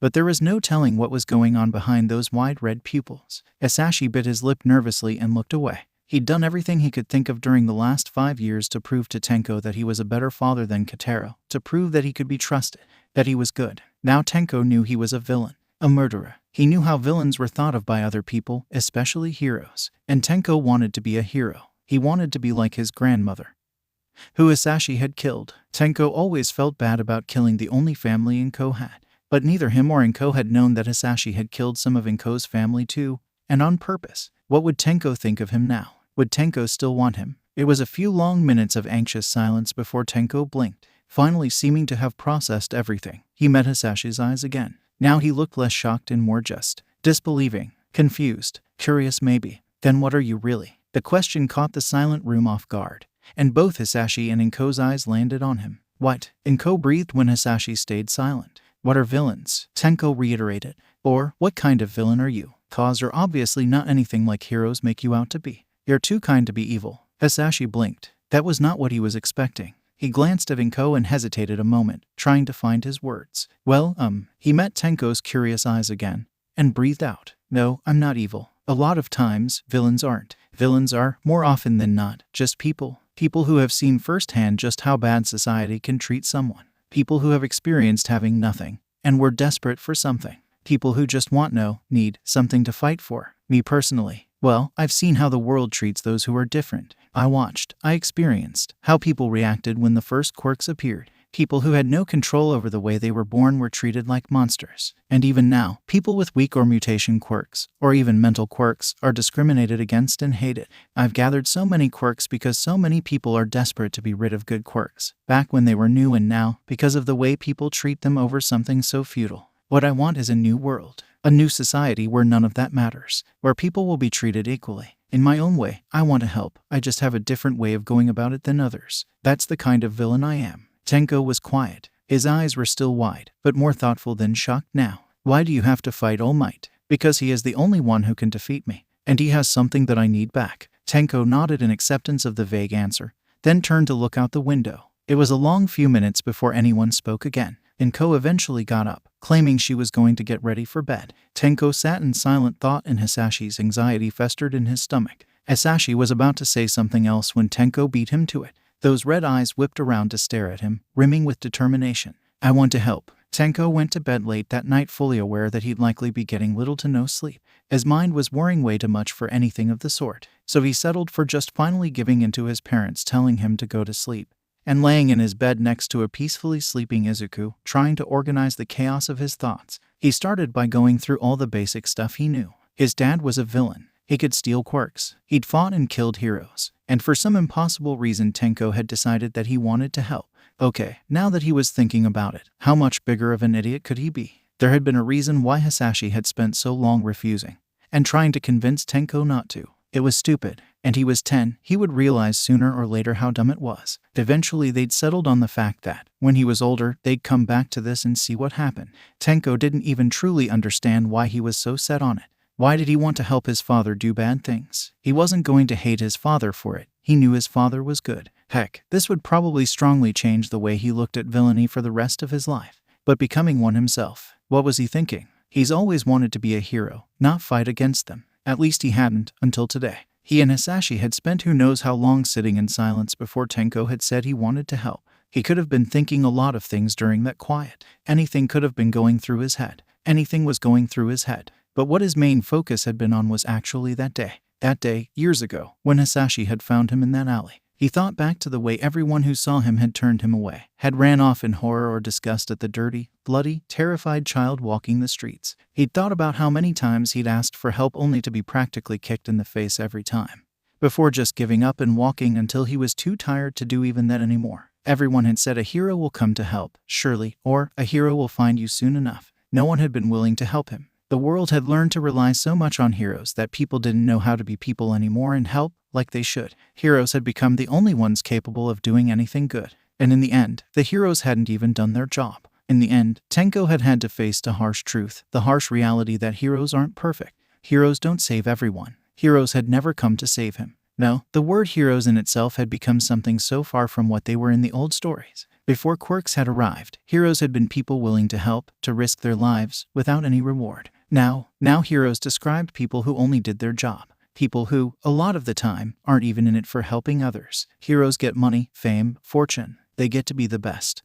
They're praised and adored by everyone. That's all they are. Idols. People for the world to put everything onto and look up to. Heroes were supposed to save people from the villains. But at the end of the day, a villain had saved him. At the end of the day, he'd had to learn the hard way that heroes weren't what everyone thought they were. And neither were villains. In a way, he'd known this since that day. But he'd never been brave enough to face it. He'd never had the guts to dare think that the people the world know he put everything on weren't what they were supposed to be. There would always be people who fell through the cracks of this ruined society. His father had been one of them, and he might not have realized it, but so was he. But now he knew. He didn't want to be under a name that had turned into nothing but a career, a figure, an advertisement for money and fame. He didn't want to be stuck under the world's hope and weight, and yet always know that there would be kids like him out there that he just couldn't save. He didn't want to be a hero. What he wanted was to fix this world, make it the way it's meant to be, where people won't rely on heroes, where people rely on themselves and the ones around them, where people will be willing to help a lost kid on a street no matter how dirty they are. And in order for that to happen, there couldn't be heroes. But what he wanted even more than that was to help his dad. His dad had done everything for him, had meant the world to him. His dad was his hero, the only real hero in his life. His dad, the villain, had been a better hero than All Might to him. He wanted to be that for his dad too. If there was any tiny way he could help his father to win this battle, to not die, then forget about heroes. Forget about this world's standards of good and evil. He was going to be there for his dad. And if that meant destroying heroes, if that meant switching to what the world called villainy, so freaking be it. Today was an exciting day. The mood drifting through the house was comparable to the scent of the few mornings where 𝗏𝐽 made pancakes. Everyone was in a good mood, even the usually tired, cranky Tenko couldn't help but smile as he ate his cereal at the table. Why was there so much cheer in the air, you might ask? Well, honestly, who couldn't be happy when the tiny, freckled broccoli baby was so obviously overwhelmed with excitement? Izuku was so excited, he seemed to have enough energy to run 5 marathons. He was darting around the house, in and out of every room, over furniture, in and right back out of laps, jumping up and down all the way. Izuku was an energetic child. He was always smiling, always happy. He'd talk at 100 miles per hour and seemed to always need to move. He was in the stage of life where sitting still for more than 5 minutes was a foreign concept. But today he was especially so, because today was the day when Izuku would be going to the quirk doctor. In a couple more months he'd be 5 and his time for developing a quirk would be closed. They were a little bit concerned, but Tenko's quirk had come in late too, so it could just mean it was powerful like his. But because of that concern, and because they were all pretty nervous about what kind of quirk the son of all for one would get, they decided their best bet was to get his quirk checked so they knew what it was before it developed. They were doubtful anything like Tenko's incident would happen again, but none of them were willing to take the chance. They'd be going to a normal office and everything. But because Izuku's quirk had a chance of turning out as something similar or related to 𝗧𝗏𝗧𝗏's, which had to stay a secret, they'd be seeing a friend of 𝗧𝗏𝗧𝗏's who worked as a doctor but knew about AFO and could help keep Izuku's quirk hidden. Of course, Izuku knew none of this. All he knew was that today he'd finally be able to know what his super awesome quirk would be that he'd used to become a hero. Izuku was hero-obsessed. There was no denying that. He was even more so than Tenko had been. He adored every hero out there, and wanted to be just like them, especially 𝗏𝗏, who he already had dozens of pieces of merchandise and action figures of that he'd convinced his parents to buy him. He wanted nothing more than to be a hero like 𝗏𝗏, with a super cool quirk. He wanted to help people, and he wanted to know everything about every quirk, so he'd taken to doing research on heroes and their quirks even more recently. Everyone in the room prayed it was just a phase, and that Izuku would get better about it sooner or later, especially his obsession with 𝗏𝗏. Tenko was almost certain that Izuku could be what heroes were supposed to be, that he wouldn't become one for the fame or money, but because he truly wanted to do something good with his life and help people. But he didn't want Izuku stuck under that title either. He wanted Izuku, when he got older, to realize what he had, that hero was just a title, that there were other ways for him to help, including ways where he wouldn't get hurt, ways where Tenko or 𝗧𝗏𝗧𝗏 won't have the chance of facing Izuku on the opposite side. Because yes, Tenko still hadn't changed his mind on the whole villain thing. But right now, though those emotions stirred in everyone's hearts, they couldn't help but smile and laugh at Izuku's pure joy. One reason Tenko was certain that if Izuku tried and wanted to be, he could be just like 𝗏𝗏, if not better, was because of Izuku's smile. It was possible it was just because Izuku was still so little and cute, but his joy was infectious. His grin was like the sun. Anyone caught in the rays would be blinded if they looked right at it, but they couldn't help but be comforted by the warmth radiating from it. Izuku's pure, hyper energy was exhausting to watch. His loud and quick talking was overwhelming. And they all had plenty of concerns with what the future for this tiny, innocent being might hold. But no one could truly bring themselves to care past just seeing Izuku happy. Because when Izuku was happy, so were the Midoriyas. And all they wanted was for it to stay that way. Sorry, kid, it's just not gonna happen. You're not getting a quirk. The only sound in the suddenly silent patient room was the sound of clatter as Izuku's favorite 𝗏𝗏 figurine fell from his hand and onto the tiled ground. They had let Tenko come with Izuku and 𝗏𝗏 to the quirk doctors, and he sat in a third chair on the other side of 𝗏𝗏 from Izuku. It took all his effort not to tackle the doctor for what he was implying. Instead, he swallowed hard and willed his eyes to go back to their normal size as he leaned to get a look at Izuku's face. Tenko tuned out what 𝗏𝗏 and the doctor were saying in favor of observing Izuku's expression. His eyes were down on the 𝗏𝗏 figure. He was still smiling, but it looked more like his face had just frozen in that position. His eyes were wide, but somehow dilated, shocked, distant, disbelieving. Every ounce of the excitement from before gone. Tenko bit his lip. He could only imagine what was going through Izuku's mind. Tenko stood up and walked over to Izuku's chair as 𝗏𝗏 used her quirk to pull the figurine towards her, still talking with the doctor. He carefully leaned down and wrapped his arms around Izuku's small shoulders, whispering in his ear, "It'll be okay." He hated how his voice cracked, his eyes burning with likely waiting tears. He knew how excited Izuku had been, how badly he'd wanted a power to call his own. A power that he could do incredible things with, something to make him special. Now Izuku would never get any of that. But other than that, Tenko felt the tears weighing his eyes down because he couldn't help but remember the quirkless statistics he'd looked up when his old family had started worrying that he wouldn't get a quirk since his was so late. He hadn't understood all the numbers and graphs when he was little or what the words meant even though he could read them. But thinking back, those numbers had been high, and he knew what they meant now. Quirk discrimination, bullying, targets for villains, suicide baiting, suicide attempts, death rate. Nowadays, due to how small the quirkless population was and how rare it was for young people to be quirkless, people hated them. And because people hated them, it was rare for them to survive past 18, and if they did, they almost never were able to find a job. And things were only getting worse every generation. This would change everything for Izuku. Izuku was completely still in Tenko's arms. The only thing that had really changed was that his plastered smile had fallen. Now he just looked empty. It hurt every bone in Tenko's body. Tenko tried to block all the statistic thoughts from his mind as he squeezed Izuku tighter, tuning back into the ongoing conversation for a distraction. One of the most easily seen mutations is the pinky toe joint, the doctor was saying, pointing to the X-ray of Izuku's foot on the screen. People with quirks are born with one joint in their pinky toe. Izuku here has two, and that is a telltale sign. Your son here, Mrs. Midoriya, is completely quirkless. Izuku tensed, but otherwise didn't move. Tenko tried his hardest to push every ounce of comfort he had into the hug. After they exited the building, the ride home was a short one, but it was silent and felt like it lasted hours. Izuku was like his mother in the fact that, when he was upset, his first resort was tears. Waterworks came easy, fast, and in large amounts. He might have been happy most of the time, but when he wasn't, he was crying. And he'd continue crying until he wore himself out or the problem was fixed. It's the only way he'd known how to communicate his emotions. But Izuku wasn't crying right now. No, right now Izuku was dead silent, stock still, grimly serious. He stared out the window with blank eyes, emotions lost in his own thoughts. This was new, and it felt so much worse than when Izuku cried. Tenko could only hope this wouldn't break the energetic being he loved so much. The last half hour had felt like the longest in Tenko's life. He'd woken up in the middle of the night to Izuku sobbing in bed next to him. He wasn't sure what had woken Izuku,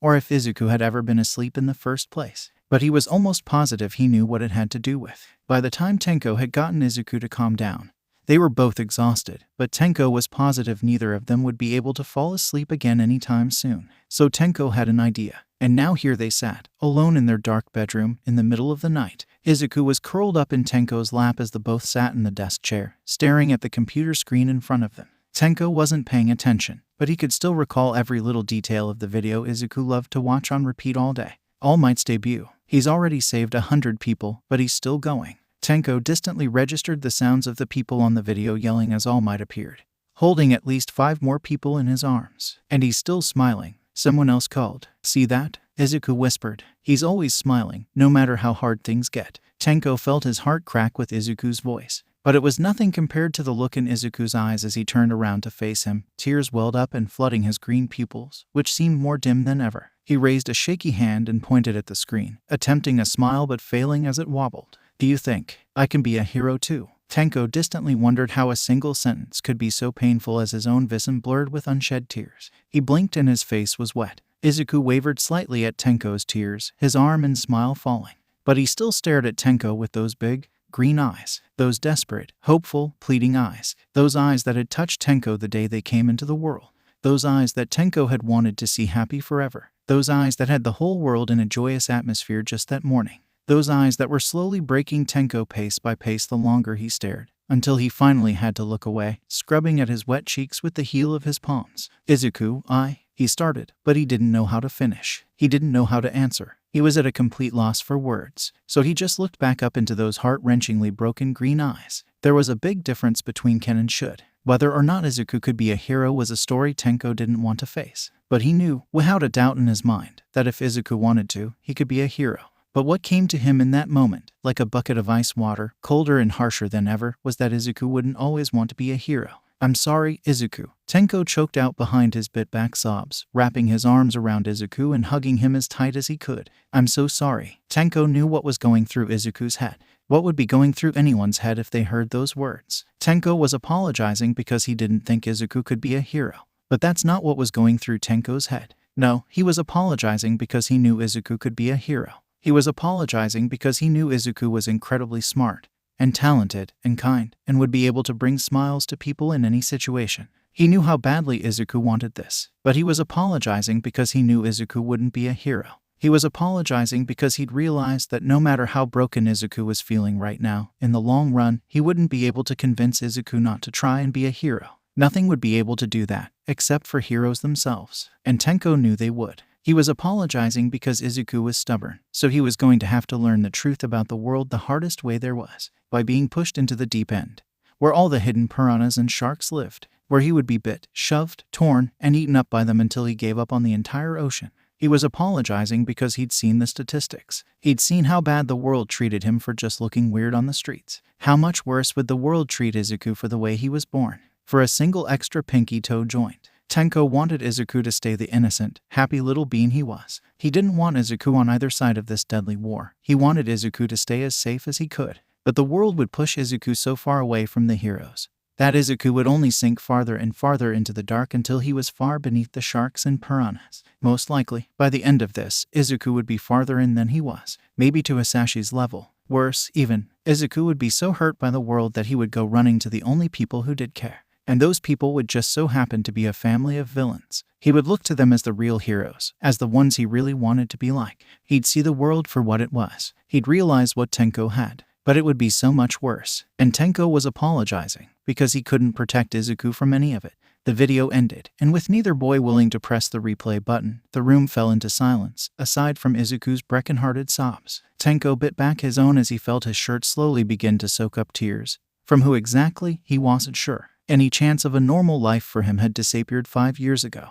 He'd known his life would never be normal. But now Izuku's would be even worse. Izuku would end up just like him, hurt and desperate. And that idea hurt. But beneath it all, beneath all of Tenko's knotted emotions, between the flood of tears and worrying thoughts, there was a tiny part of him that told him that was wrong. That told him the fact that he was doing everything to bury, that he refused to acknowledge. And that fact was that he knew his little brother. He knew how brave and determined and stubborn he could be. All it would take was the right person. And Izuku would latch on to that tiny ounce of hope and follow that person to the end of the world if he had to. Under the right circumstances, no matter how unlikely they were, there was a chance. There was a chance that Izuku would end up a hero. Not only on the side of the fight where Tenko couldn't protect him, but on the side that Tenko might find himself against him, where he might have no choice but to hurt, or be hurt by his own brother. And that tiny fact was more horrifying than anything Tenko's quirk could ever do. I can't. Why not? Izuku was startled when he walked inside their apartment with Mom and heard yelling.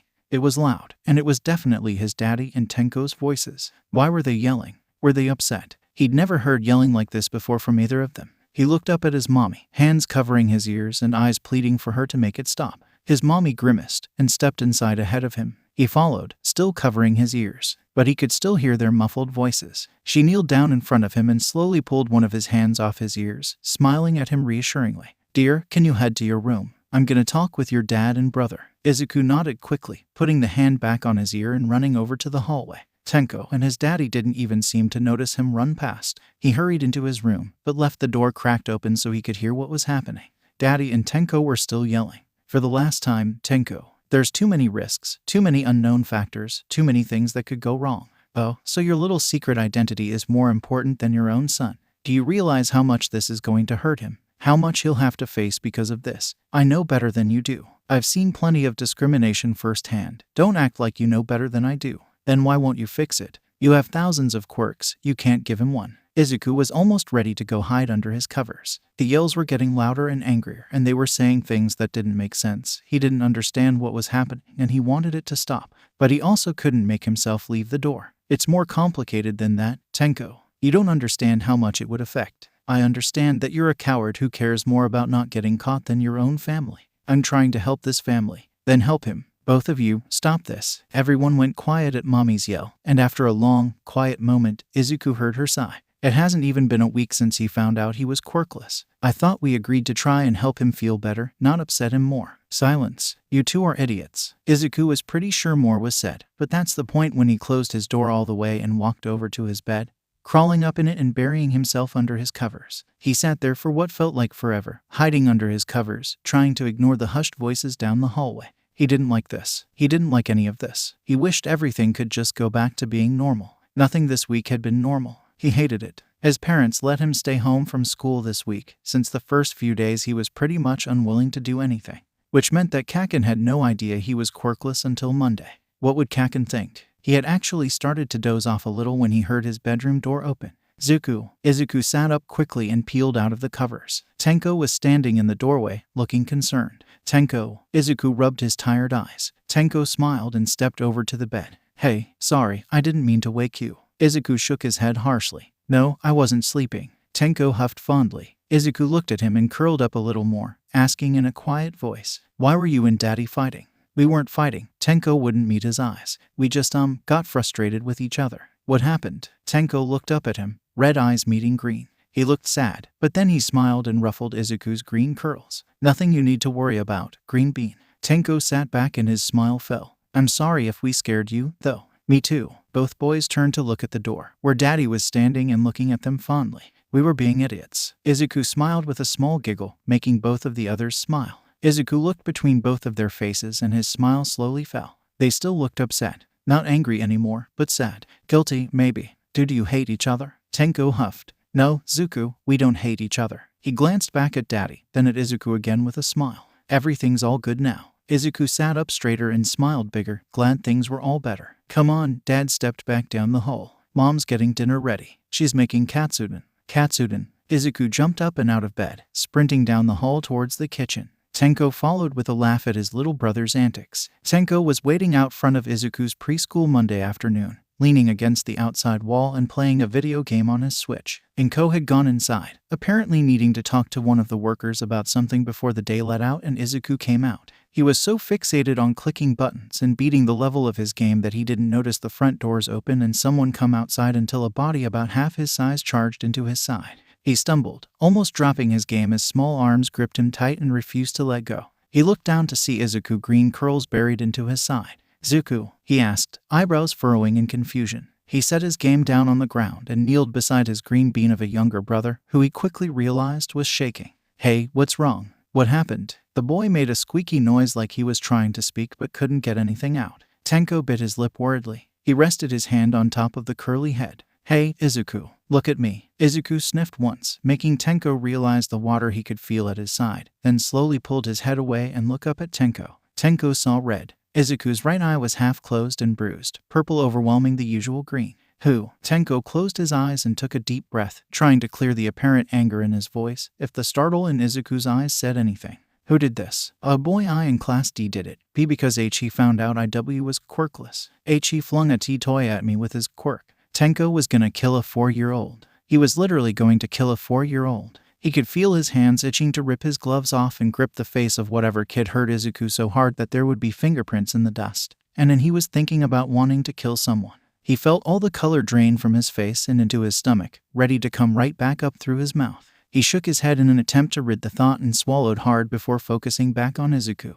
The boy looked worried, and also a bit nervous, which was fair. Izuku was naturally good at reading people, and Tenko undoubtedly just had a lot of different emotions flash across his face. Izuku opened his mouth to say something, but before he could speak, Tenko stood up and grabbed his arm, partially dragging him towards the door, cutting off whatever Izuku was about to say into a small squeak of surprise. Izuku started, but was cut off as Tenko practically slammed the doors open and the sound of dozens of little kids screaming and laughing and crying berated their ears. Having been into the preschool several times before with 𝐭𝐸𝐽, usually after Katsuki accidentally hurt Izuku with his quirk, Tenko knew exactly how to get to the office sort of room where he knew 𝐭𝐸𝐽 would be going off about what had happened. Sure enough, the second he opened the door he was met with the sound of a woman yelling. It was not 𝐭𝐸𝐽, however, who was yelling, but another woman with hair that was glowing red yelling at her. Next to her was a little boy about Izuku's age, sitting on a chair looking relaxed and annoyed at the whole situation. A worker was standing behind the two women, pipping in every once in a while and looking nervous, but trying her hardest to calm the angry woman down. The woman was yelling at 𝐭𝐸𝐽, who was just standing there, taking the words with an unreadable expression. This wasn't surprising to Tenko. 𝐭𝐸𝐽 was the most patient person he knew. Tenko listened to what the woman was saying, and he could feel the red around his vision getting deeper with every word. This is a waste of time, and my time is valuable. I should not have been called here over the lame excuse that my son punched yours. My son would never punch another kid. 𝐭𝐸𝐽 raised one eyebrow and gestured in Tenko and Izuku's direction. The other woman turned her angry eyes towards them, and her expression faltered at the sight of Izuku's purple eye. She turned back to her own son with a disbelieving look, and he, being closest to her, rolled his eyes and muttered something no one else heard. Then the anger was back in the woman's eyes as she spun back towards 𝐭, harsher than before, and mixed with the kind of disgust Tenko hadn't seen since days that brought back bad memories. He had to suppress a flinch at the sight. "Your son is the quirkless rat." The room took on a new meaning of the words cold and hard as 𝐭 and Tenko's anger suddenly flipped a switch. Tenko could feel Izuku curl in on himself further, and the teacher froze, seeming to read the sudden change in the room. The woman, however, was completely oblivious to the shift as she continued yelling. "You're kidding. I got called in here because your thing got in my son's way, and yet my kid's the one in trouble. Your son isn't even human. He shouldn't exist. He is a waste of life. Of course my kids punched him. He deserves it. He probably did something stupid and brought this on himself. Actually, no, his existence brought this on him." The more she screamed and yelled and pointed an accusatory finger at Izuku, the more Tenko could feel his hands itching. But it wasn't just his hands, it was his arms, his neck, his face, everything was itching. But it wasn't itching for him to scratch it, it was itching for him to use it. Use his quirk. It was meant for getting rid of things, right? Getting rid of things he didn't want around. He didn't want this woman around. She's the one who shouldn't exist. So just use it. Destroy her. Fix this. Reach forward. Just touch her. He didn't realize his hand had started reaching forward until a small hand grabbed it and carefully pulled it back down to hold on tight, hugging it. He looked down to see Izuku, staring up at him worriedly. He hadn't explained to Izuku exactly what his quirk was, since he didn't like it much himself, so he didn't talk about it much. But he had told Izuku that his hands were dangerous after the boy asked why he always wore gloves. Izuku was smart enough to know what Tenko was thinking. Tenko sighed and let his hand relax at his side. Though he still could feel the anger boiling, he knew he'd probably just been stopped from making a huge mistake. He didn't quite let that thought settle enough to freak him out as much as it should have, though. And now that he was tuning back in, he realized his own anger was kind of pointless. 𝐭 seemed to be handling the situation just fine, while Tenko and Hisashi both had the kind of anger that erupted out like a volcano in yells and sometimes physically if the situation called for it. 𝐭 had the kind of anger that simmered and flowed slowly like lava running down a volcano. This made it harder to tell when she was really mad. But the woman seemed to finally be getting the message as her yells wavered and silences under 𝐭 glare. 𝐭 opened her mouth and Tenko, knowing from experience how this was about to go, grabbed Izuku's arm and pulled him out of the room, shutting the door firmly just as he saw the chairs start floating with 𝐭's telekinesis. When the three of them finally got home an hour later, the woman and the kid having gotten off with punishments that Tenko didn't care to count, 𝐭 told Hisashi what happened while Tenko brought Izuku upstairs to get him cleaned and put an eye patch on his eye. Tenko had experience with black eyes from when he was little. Tenko told Izuku to wait for him in their room, and he'd gone back downstairs to what looked like a Hisashi ready to go hunt down a family and murder them. Tenko vaguely wondered if he actually would if 𝐭 let him. Izuku never went to that preschool again. Tenko stepped into the lamplit bedroom and closed the door behind him.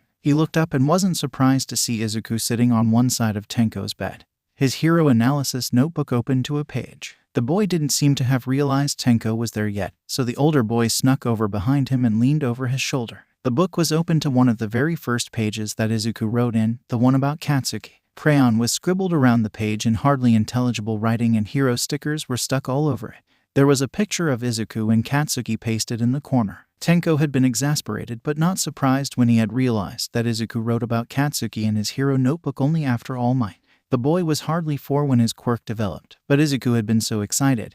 That's when he'd first decided to start researching quirks. Tenko had helped him look things up on the computer, and Izuku had him read every page he wrote, even though he could hardly read it. It was honestly adorable. Tenko stepped back. "Not even gonna try sleeping in your own bed this time, green bean." Izuku jumped and his notebook went flying in his surprise. Tenko. Tenko chuckled and went to retrieve the notebook, picking it up off the ground and only then realizing that the page had a few wet spots on it. He looked up to see Izuku scrubbing his cheeks and eyes with his hands in an attempt to wipe the tears, but struggling with the eye patch. Tenko's face fell. "Izuku, hey, what's wrong?" When Izuku responded with nothing more than a sniffle, Tenko set the notebook on the nightstand and sat next to him, rubbing circles in his back. Izuku stilled, resting his hands in his lap and looking down. Tenko stayed quiet, just rubbing his back, waiting for his little brother to gather his thoughts or words. Finally he spoke, barely loud enough for Tenko to hear. I think 𝐾 doesn't like me anymore." Tenko paused for a long moment before letting out a frustrated sigh that he had to strain to not turn into a growl.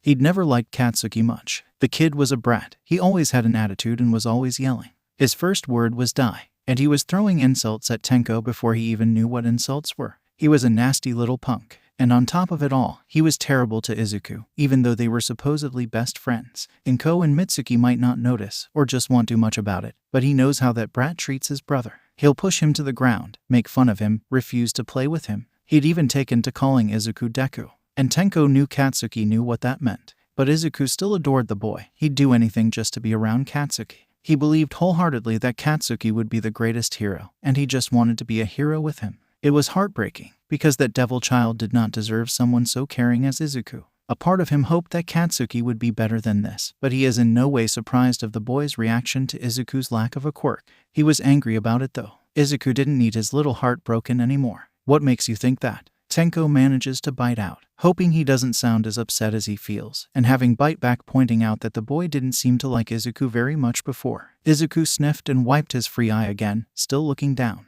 He yelled at me. And P pushed me. He said some really mean things. Oh, Tenko could imagine. Izuku sniffed again, then looked up at him with red cheeks and wet eyes. Am I really useless? And time to pack away the anger. Save that for the next time he sees the little brat. Right now, his heart is breaking into too many pieces. Oh, Izuku, no. Tenko wraps his arms around him and pulls him into a hug. No, of course not. Izuku wipes his nose and looks up at him. Really? Yes, really. There's tons of things you can do that are useful. You could even do things to help people, like heroes do. You could be a doctor, a police officer, a detective. Or, Tenko trails off as he notices Izuku looking down again. He huffs out a sigh. He knows that's not what Izuku was looking for. He's still hooked up on the whole hero thing. He glanced around, trying to think of what he could say to help when his eyes caught on Izuku's hero analysis notebook, still sitting on the table. You know, he starts, you could do a lot of good with that analysis thing you've got going. Izuku looked up, giving him a questioning look. What? How? It's just a hobby. Tenko huffs. He might not be able to read the boy's writing, but the boy was also 4 years old. He had heard what the boy will mutter about while he's writing, and for being as young as he is, he's got a knack for picking out the details and noticing things others don't. When he gets older, that whole analysis hobby could turn into something people would pay real money for, especially heroes. Instead of being a hero, you could help the heroes. Izuku seems more interested at this. You could write in your notebooks about villains, you can study their quirks and stuff, and the information you gather you can give to heroes, and they can use it to take down the villains. Or you can write ways the heroes can improve or use their quirks better. You'd be like a behind-the-scenes hero. And although he hated the thought of using Izuku for anything that could get him in trouble, he couldn't help but think about how he and Dad could also use his hero analysis information if they needed to. Izuku looked back down to the ground, but he seemed more thoughtful now, like he was thinking hard about it. Tenko, satisfied that he might have said the right thing, stood up and stretched. Well, I'm gonna get ready for bed. Just think about it, okay? Then Tenko walked out of the room, silently praying that Izuku would at least consider it. It seemed like the best option for everyone. Before he could shut the door behind him, Izuku's voice called out. Tenko. Tenko peeked back in at him. See, could you not tell Mommy and Daddy Ab about what 𝗏𝗏 did? Tenko frowned and stepped further in, not liking this. Why not, Bean? They can help, and they would want to know if someone was mean to you. Izuku fidgeted with his notebook that was now in his hands and looked down nervously. It's just, they already have enough to worry about. I don't want them to worry about me more, too. And Mommy will tell Auntie. I don't want 𝗏𝗏 to get in trouble. Tenko let out an exasperated breath, but couldn't help but smile fondly. Izuku really was too nice for his own good. But Tenko couldn't just not tell them that Katsuki was being mean to Izuku, could he? Probably sensing his hesitation, Izuku looked up at him with pleading eyes. Please, Tenko. Man, Tenko couldn't say no to this kid. He sighed and relented. Fine, but if things get too bad I'm gonna tell them, okay? And you have to always tell me if things like this happen. Izuku smiled at him gratefully and nodded. Thank you. Tenko smiled and stepped outside, closing the door. Why did he feel like he was going to regret agreeing to that?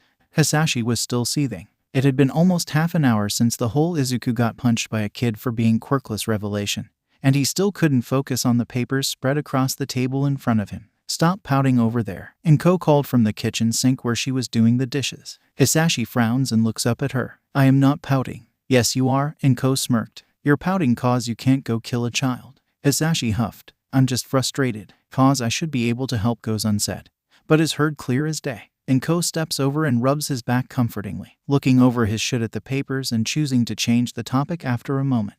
Picked out a school yet? Hisashi sighed. No, I don't know, He paused. Are you sure it's a good idea to send either of them to public school? 𝗏𝗏 looked at him questioningly. Do you think it's not? Hisashi looks back down at the papers. It's just I'm worried. Tenko is already not great with people he doesn't know. And even without his past, his quirk could easily be seen as a villain's quirk or dangerous. And then there's Izuku. 𝗵𝐽 rested a hand on his shoulder and spoke quietly. You're worried about how the other kids will treat them. 𝐬𝐵 nodded slowly. I just hate that neither of us will be around to protect them. 𝗵𝐽 was quiet for a long moment, and 𝐬𝐵's eyes trailed down onto the paper directly in front of him. Older Elementary. It was the school where Mitsuki would be sending Katsuki, and the closest to them as well as the cheapest. Sure, as all for one he had plenty of money to send them to a much better school, but 𝐬𝐵 was supposed to be a businessman and 𝗵𝐽 didn't have a job. They weren't supposed to have so much money, and if they went around spending it like that, people would eventually get suspicious. And you don't think they can handle themselves. 𝐬𝐵 looks back up at 𝗵𝐽. She didn't look in any way upset, just contemplative and curious. What? He asked, surprised by her question. The boys. You don't think they'd be able to take care of themselves? 𝐬𝐵 gives her a slightly exasperated expression, and sighs when her expression shows no sign of this being any sort of joke. 𝗵𝐽, there it's just Izuku, he's, and Tenko. What if? 𝐬𝐵 silently begged for 𝗵𝐽 to understand without him having to say the words, but she just tilted her head at him questioningly. Something in her eyes made him fear this might be a trap. But he really had no way out of this. It's just, they can't fight. They'll get in trouble, obviously. Izuku's only 5. And he's too nice to even try standing up for himself. And he's, and Tenko, what if he gets too mad? What if he? 𝗵𝐽 finally seems to decide to show him mercy and doesn't make him continue. All good points. But the thing is, we can't say for certain if anything like that will happen. We won't know how the kids will treat them if we never give it a chance. Kids Izuku's age aren't usually gonna bully anyone yet. And Tenko's smart enough to defend himself without getting into trouble. Besides, for this year they'll be in elementary school together, so Tenko could help Izuku. Put a little faith in our kids. They'll come to us if they need help. They trust us, and we'll pull them out as soon as anything seems off. 𝐬𝐵 was still hesitant, thrumming his fingers against the paper. 𝗵𝐽 must notice, because she sighs. Look, 𝐬𝐵, I can't keep up with homeschooling both of them, and neither of them know any kids their age except for Katsuki. They need social lives and friends. Sure, there are risks, but we can't just keep them locked up in the house their whole lives. At least let them try it. 𝐬𝐵 let his hand fall against the table with a thud and rubbed his temples for a minute, but after some contemplation, he sat up and grabbed the paper, spinning around and holding it out towards 𝗵𝐽. All right, let's try older then. I think that Izuku would do well to have Katsuki with him. 𝗵𝐽 took the paper and scanned over it before smiling at him over the top. We do still need to actually talk to them about it too. 𝐬𝐵 huffed. Of course. She leaned forward and pressed a kiss to his head. They'll be fine. 𝗵𝐽 walked back into the kitchen, and 𝗧𝐵 turned as he heard the boys' bedroom door close and watched Tenko glanced up at him. 𝗧𝐵 shot him a smile, and Tenko's jaw clenched for a second before he wiped it clear and smiled back. 𝗧𝐵 frowned as the boy hurried down the hall to the bathroom to get ready for bed. Then he rested his head on his palm and sighed. He needed some sleep.